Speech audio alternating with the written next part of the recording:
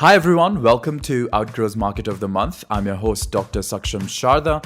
I'm the creative director at outgrow.co. And for this month, we're going to interview Ross Simmonds, who is founder and CEO at Foundation Marketing. Thanks for joining us, Ross. Thanks for having me, Doc. I'm looking forward to chatting. So Ross, we're going to start with a rapid fire round just to break the ice. You get 3 passes. In case you don't want to answer the question, you can just say pass, but try to keep your answers to one word or one sentence only, okay? Let's do it. All right. How long does it take you to get ready in the mornings? 20 minutes. Most embarrassing moment of your life?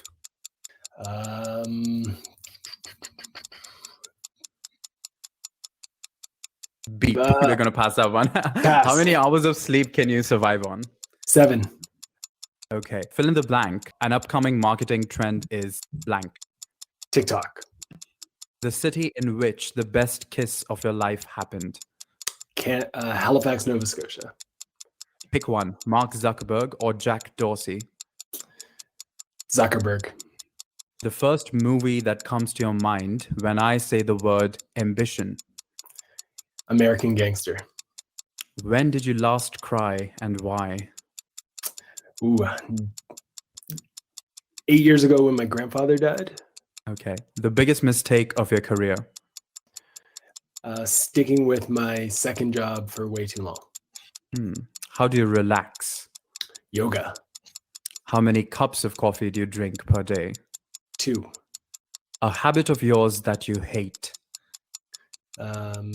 The avoidance of confrontation. Oh, the most valuable skill you've learned in life? How to write. And finally, your favorite Netflix show? All things Marvel, but that's not on Netflix. So that's still fine. Yeah. I accept that. Okay. Well, that's the end of the rapid fire round. You scored 8 and 10 because of 2 passes and 1 timeout, I think, or something like that. So you win a car. You can collect it. Just kidding. You don't win a car. I wish I could afford to just give out cars like that, but nice. I can't. Anywho. All right, let's go on to the first. Now we're going to go on to the bigger questions, and feel free to answer them in as much length and depth as you like. So the first one is, so content creators and marketers have seen a huge boost during and post-COVID. Do you think it has peaked out already because of, digital fatigue a lot of people are experiencing? Or is there more we can expect from content creators? I think there's more that we can expect. And the reason is because there's never been a heightened degree of desire for content and information. And as long as people want information, there's going to be a role for content creators to deliver it. And as people's attention is also being diverged away from things such as traditional TV and radio, it just opens up the whole decentralization of content and storytelling to be more niche, more tailored across a wide variety of different subcategories and subcultures. And thus the opportunity to create and deliver value has never been greater. And what is one thing that you are planning to do or that you're already doing, keeping a post-COVID environment in mind? Yeah, creating content across multiple platforms is really one of the key priorities at this moment for myself and the clients we're working with. It's recognizing that a piece of content shouldn't live and die on just one platform. It should survive and thrive on other platforms as well. One YouTube video, one podcast, one blog post can ultimately become multiple assets in different channels. So recognizing that and embracing it is definitely a focus and an emphasis for us. And how about TikTok? You mentioned TikTok as an emerging marketing trend. Are you doing something on TikTok? Do you have a strategy, et cetera, et cetera? Yeah, so across all vertical video, TikTok including, I think there's a massive shift in attention to that type of a channel. And TikTok, I would consider one of the early days of B2B opportunities. And it's one that I have my eye on. We're early days in terms of looking at it as a channel that we can leverage and utilize for ourselves. But we've already seen some success and wins on the board for clients who are using it in unique ways, capitalizing on influencers and their ability to connect with a niche audience. So could you give us one example of a B2B good marketing strategy that has actually worked on TikTok?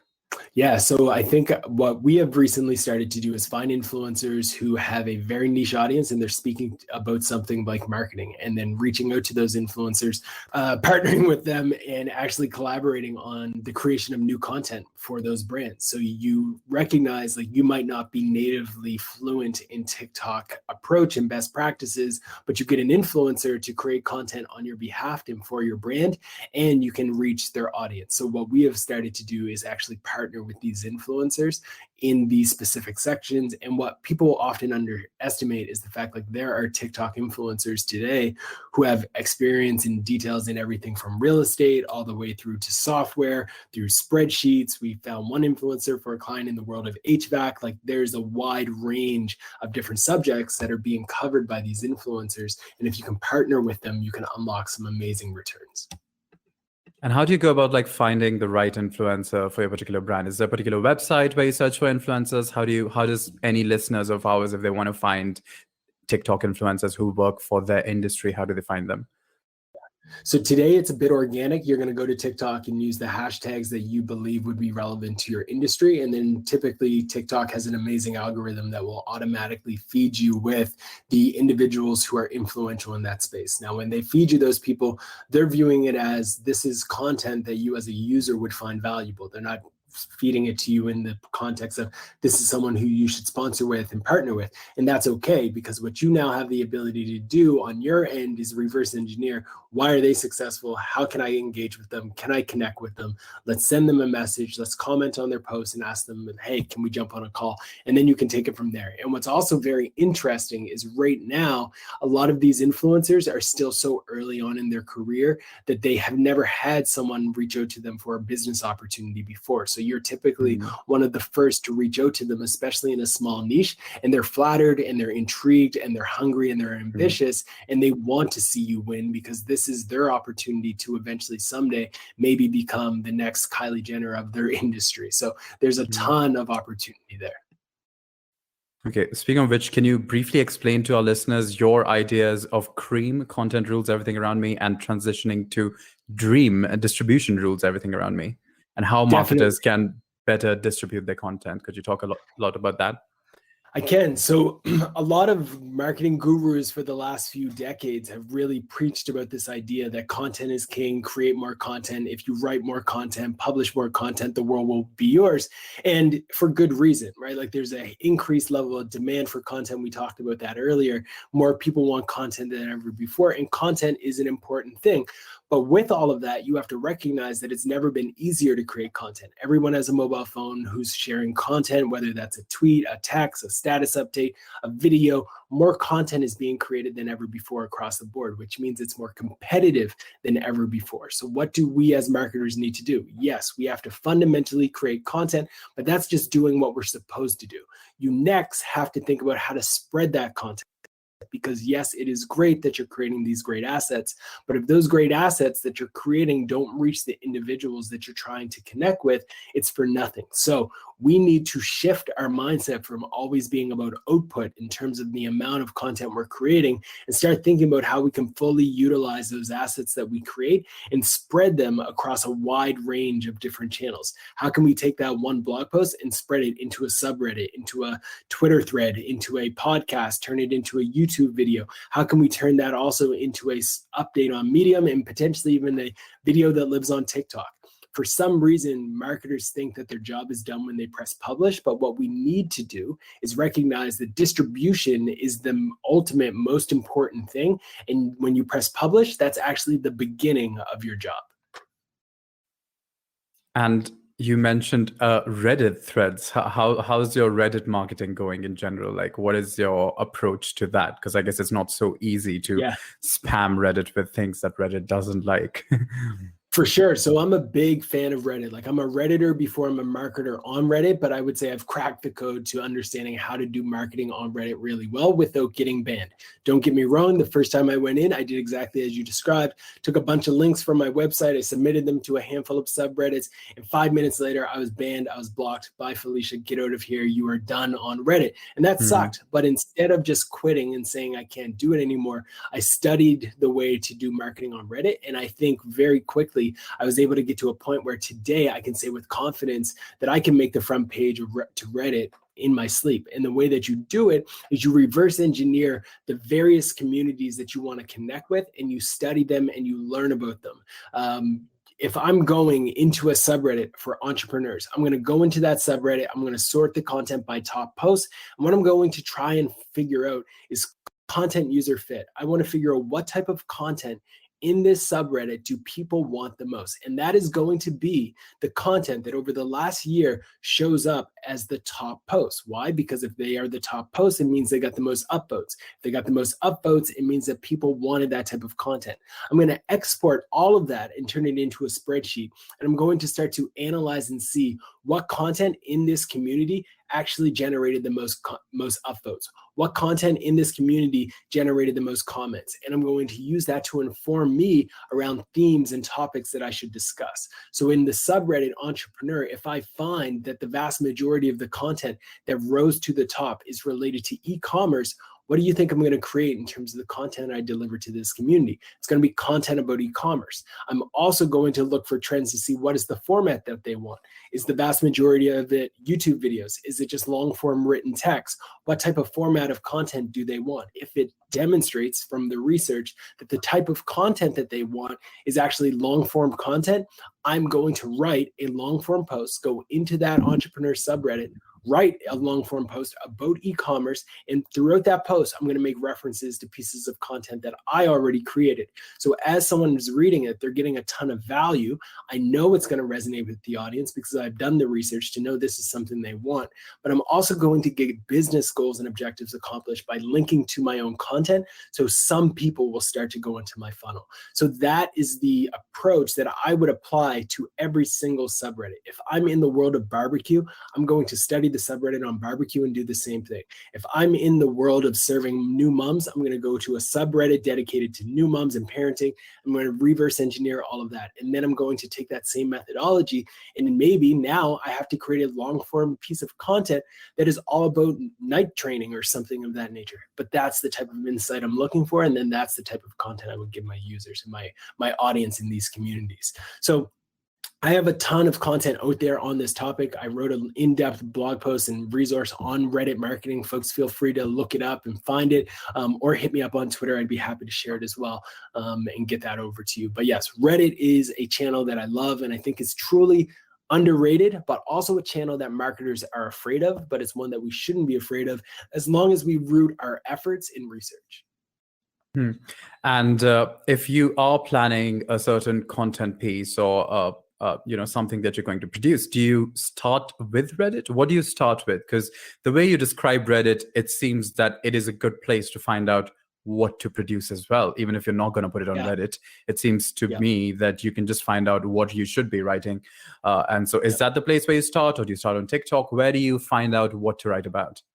Yeah, it starts in any community where your audience is spending time. So it could be a subreddit, it could be a Slack community, it could be a Facebook group, it could even be the Google search engine like results page. So like when you look at the SERP and you're analyzing what content shows up, all of those things can give you an insight into what type of content you should create. So the way that I approach all content creation is essentially starting with what is the overarching goal that we want to accomplish. If the goal that we're looking to accomplish is brand awareness and generating some buzz and traction across our community and our industry, then I'm going to reverse engineer channels where that can happen, such as TikTok. But if I'm looking to unlock something like backlinks for SEO purposes, then I'm going to do an analysis of my industry and see what content in my niche and in my space generated the most backlinks. And then I'm going to use that to inform the starting point for what type of content I should be creating as well. Similarly, if I'm looking at generating referral traffic from Reddit, the approach that we just discussed is going to be the one that I take there. Likewise, if Twitter is the channel, I'm going to analyze data surrounding what are the most popular topics in my niche in various Twitter threads, like those types of things.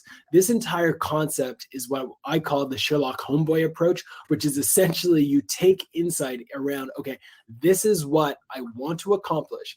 A bunch of people have already accomplished certain elements of this whether it was organic, whether it was intentional or not, I'm going to put on my Sherlock Holmes approach and try to reverse engineer how they got success. I'm going to study it. I'm going to look for trends. I'm going to analyze it. And then I'm going to make recommendations based off of it. So similarly with podcasting, similarly with YouTube videos, it all comes down to researching based on where your audience is and the kind of content that they want. So it's surprising that you don't call your company elementary marketing, you call it foundation marketing. Shouldn't Exactly. it be? So what's the aim behind establishing foundation market? Tell us more about your company now, getting from Sherlock to elementary marketing to foundation marketing. Foundation, 100%. So the name foundation came from the simple belief that the foundation of storytelling comes from content. And when you look at the interactions that we have on a regular basis, it's typically just content. Like people listening to us have this dialogue right now at this moment. We're in their ears, very intimate, very real. That is a essential like piece of content, right? They're consuming content. And what we want to do at Foundation is fundamentally change the way that content is used to shape culture, specifically in our audience being B2B software companies. So what we believe truly is that content is one of the most powerful things in the world. If you think about storytelling dating back to hieroglyphics, etc., like content and stories have connected humans to the past and to the future, the ancient texts, all of those things. So we have that fundamental belief. Our goal is to be a leader in B2B marketing with our clients in influencing their content culture internally and externally. What does that mean?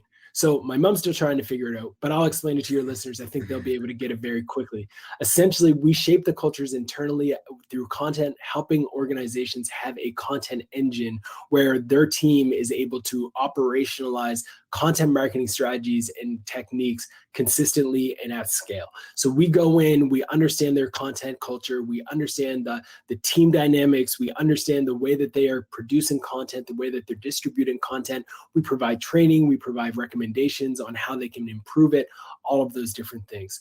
In similar vein, we also work with these companies to actually create content. So we're producing and developing everything from blog posts to white papers to Reddit strategies and creating the content that goes into these communities, all the way through to distribution, where we're actually acting on their behalf, spreading that content through social media channels, sponsoring newsletters, sponsoring podcasts on their behalf, distributing those stories on their behalf, but also assisting them with ensuring that when they press publish on a piece of content, their content gets distributed through paid media channels as well. So we're a full-fledged content marketing agency, but we're a little bit more diverse than that because we also sell information products. We have books, we have courses, we have a handful of resources, and a lot more to come. So in the next few months, folks can keep an eye on our website and Foundation Labs and our various brands as we start to produce and publish some research and some other cool projects that we have up our sleeves as well.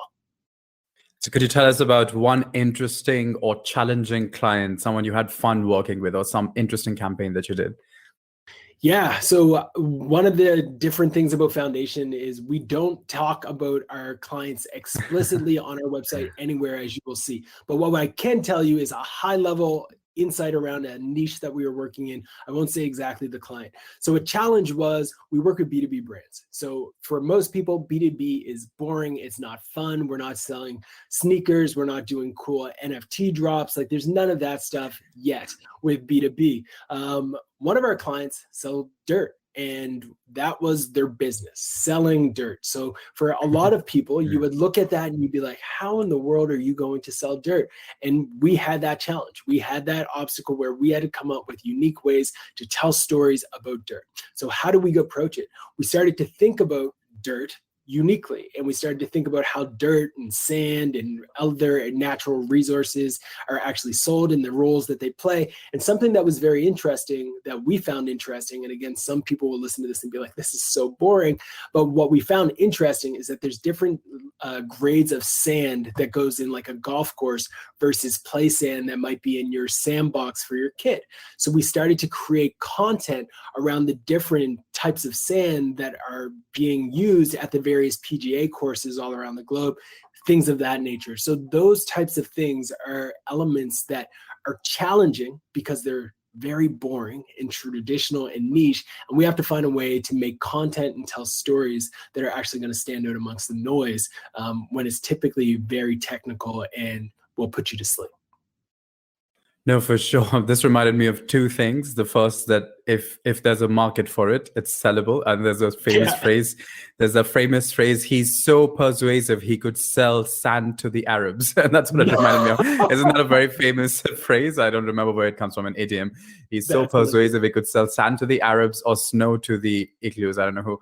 But for sure, I think as the more one gets into a particular niche, and that's the beauty of marketing, is that you apply fundamental concepts to every industry and you will find that people will get interested. So I'm just thinking an infographic about the different kinds of sands used in different kind of golf courses, or like give different things, would be something interesting that I would want to read on the internet. So for sure. Yeah. Right. Yeah, exactly. It's fun. It's definitely, and we face those types of challenges every day. Like, we work with brands who do, again, the boring stuff. And while it's boring to most, we get excited every single day to collaborate and work on that type of projects, because they force you to get more creative. Like, it's easy to launch the new Yeezy sneaker, right? Like, I believe anyway. You get them to talk about it. And it's relatively straightforward, but selling dirt, that's a whole new challenge. Wow. Okay. So how did your journey begin in the field of content anyway? Like, what led you here? Or did you always think you're going to be a content marketer? My journey was a lot more fun in the early days. So I started creating content about fantasy sports. So my first love and like the light bulbs went off for me when I was in university creating content about fantasy sports in my parents' basement, and people all over the globe started to read what I had to say as a 19, 20-year-old kid writing about sports. And when I started to see thousands of people reading my content, communicating on my content, I was like, this internet thing is going to last. And that's when the light bulbs went off that, okay, if I can create content about sports and reach anyone, I can probably do that for any subject, any niche. You fast forward a little bit, my marks in university started to drop, and my mom said, hey, I know you're doing well with this fantasy blog, but I need you to start writing about what you're learning in school. So I quickly shifted my blog to start writing about marketing. And when I started to write about marketing, I started to get opportunities. People started to reach out, and that kind of took on its own new life for my career path, where every time I would press publish on a piece of content, new opportunities would show up. People wanted to speak with me. People wanted to connect. And as someone who went into the industry with no connections, like I couldn't reach out to my uncle and say, hey, give me an internship. I had no contacts in the world of marketing, let alone tech. I needed to kind of start my craft and use my craft to kind of open up new doors and opportunities. Again, I live in a very small province in Canada on the East Coast, Nova Scotia.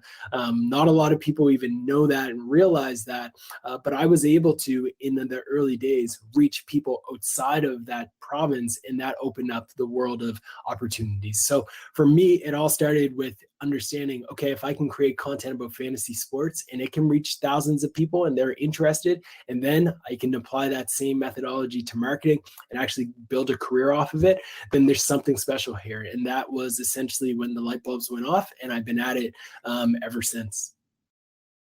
That's beautiful. And I think it's the ability of the internet to connect so many, like if you're living in that far-flung part of the world and yet you're able to like market for so many things in so many different parts of the world, it's amazing for sure. It is. And where do you think your future is leading you? Yeah, I think the future for me is to continue down the path of pushing the content culture forward. Like, I think for me, it's all about creating content that inspires other people to chase their dreams, but also achieve their goals, whatever that may be. So even though my lane is focused in the world of B2B and SEO and marketing, etc., the most powerful thing for me is when I get a message from someone who's working at an entire different industry, an entirely different space, solving entirely different problems. And they're like, hey, I studied that piece that you put out there about this topic, and I've been able to achieve X, Y, and Z because of it. That to me means the world, because it shows that the work that we're doing doesn't just impact the sole clients that we're serving, but it has a ripple effect when we can be public about our wins, public about our failures, our successes, all of those things, that there's something magical happening where other people are being influenced in a positive way to do things that are ultimately allowing them to get closer to achieving their goals and their objectives. So when I look at my fast forward and like what I see legacy for my life. And as a marketer, it's very straightforward. Like, I want Foundation to be a great place for marketers to do great work. I want to be a leader in the B2B space as accomplishing that. But when I fast forward to the day in which I take my last few breaths, I want to know that I was able to kind of leave the world impacting some people to create great content and have a great life at the same time as all of that. So that's really what I envision for the future. And what do you think of, like, in addition to impacting, similar content is being produced repeatedly and, simply being repackaged and refashioned by everyone? How do you ensure like originality? How do we ensure originality as marketers? Because, impact is one thing, but also they're like copycats out there. So how do you ensure originality? Yeah, so I think for it comes down to two things. One, you have to be authentically true to yourself and own that 100%. So you'll go on my accounts and you'll see me talking about being a dad. That's something that I'm passionate about. I love being a dad, and I talk about it regularly. I talk about the Fresh Prince because I like Fresh Prince. I talk about hip hop because I like hip hop. I will not water down like who I am just because of like the way that the industry wants you to be. So I would encourage any listener to like really be themselves and stay true to that across the board. That's the starting point. When people do start to copy you, it's okay. I've had so much of my work copied and stolen, and even people using the DREAM acronym, like everything in the books you can think of, I've seen happen to my work. People have taken my presentations, they put their logo on it. It has happened consistently over the course of my career. And I've realized that that's a signal that you're going in the right direction. So accept it, realize it, it's okay, it's going to happen. At a certain point, yes, it can go too far, and that's when you get a legal team involved. But for the most part, just accept it as a part of the game. Like, accept it as a part of the game. People are going to copy your work, and it demonstrates that you're moving in the right direction. So that's been my angle and my approach. I'm going to continue down a path where it's like, let me do what I believe is true to myself and try to give that to people unfiltered. And at the same time, that originality on its own is something that I think everyone should recognize has value, because two people can resonate with completely two different people who are saying the exact same thing.